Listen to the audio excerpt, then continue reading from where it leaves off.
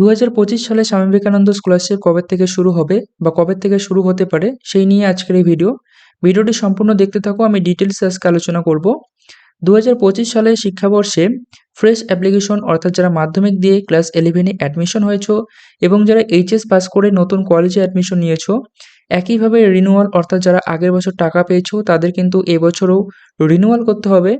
তো এই ফ্রেশ এবং রিনিউয়াল অ্যাপ্লিকেশনের স্টার্টিং ডেট কবে থেকে শুরু হতে পারে, তো সেই লেটেস্ট আপডেটটা আজকে আমি তোমাদের দিতে চলেছি। আমরা যদি SBMCM এর ওয়েবসাইট চেক করি তাহলে আমরা এখানে দেখতে পাবো 18ই সেপ্টেম্বর 2025 পর্যন্ত কিন্তু আগের অ্যাপ্লিকেশন চালু ছিল। অর্থাৎ ১ মাস আগেই সবেমাত্র আগের বছরের অ্যাপ্লিকেশনের ডেট শেষ হয়েছে। তো এই 2025-26 শিক্ষাবর্ষে কিন্তু এই নিয়ে কোনো অফিসিয়াল আপডেট আসেনি যে কবে থেকে শুরু হতে পারে।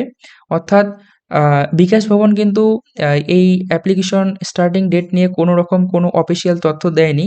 তবে অনুমান করা যাচ্ছে অ্যাপ্লিকেশন মোটামুটি নভেম্বর মাস থেকেই শুরু হতে চলেছে। কেননা আমরা যদি আগের প্যাটার্ন ফলো করি তাহলে তোমরা দেখতে পাচ্ছ এখানে 2024 সালের অ্যাপ্লিকেশন কিন্তু এই নভেম্বর মাসেই শুরু হয়েছিল।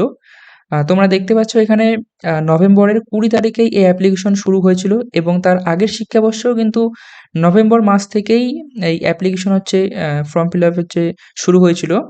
তো এবার কথা হচ্ছে নভেম্বর মাসের কত তারিখে এই অ্যাপ্লিকেশন শুরু হতে পারে। তো আমি বলে রাখি নভেম্বরের কিন্তু হচ্ছে 2nd উইক থেকেই, অর্থাৎ নভেম্বরের 2nd উইকেই কিন্তু এর অফিসিয়াল আপডেট চলে আসবে। অর্থাৎ 2nd উইক থেকেই কিন্তু অ্যাপ্লিকেশন শুরু হয়ে যেতে পারে। ফ্রেশ এবং রিনিউয়াল দুটোই। তো এই সময় তোমরা কিন্তু স্কলারশিপ করার জন্য যেসব ডকুমেন্ট লাগবে সেসব ডকুমেন্টগুলি কিন্তু কালেক্ট করে রাখতে পারো, যাতে পরবর্তীকালে যখন অ্যাপ্লিকেশন চালু হবে তখন যাতে তোমাদের কোনো রকম হেডেক না হয়। তো স্কলারশিপ এপ্লাই করলে কি ডকুমেন্ট লাগবে সেটা আমি অন্য আরেকটি ভিডিওতে তোমাদের দেখিয়ে দিব যে কি ডকুমেন্ট লাগবে এই স্কলারশিপটি করার জন্য। সেটি আমি নেক্সট ভিডিওতে তোমাদের বলে দিব। আর অ্যাপ্লিকেশন স্টার্ট হয়ে গেলে কিভাবে তোমরা বাড়িতে বসেই এপ্লাই করতে পারো সেটা নিয়ে আমি অবশ্যই তোমাদেরকে ভিডিও দেব। তো আজকের ভিডিওটা এই পর্যন্তই থাকলো। তোমাদের কোনো ডাউট থাকলে তোমরা অবশ্যই কমেন্ট সেকশনে সেটা লিখে জানাতে পারো। তো দেখা হচ্ছে পরবর্তী কোনো ভিডিওতে। ততক্ষণে ভালো থেকো, সুস্থ থেকো।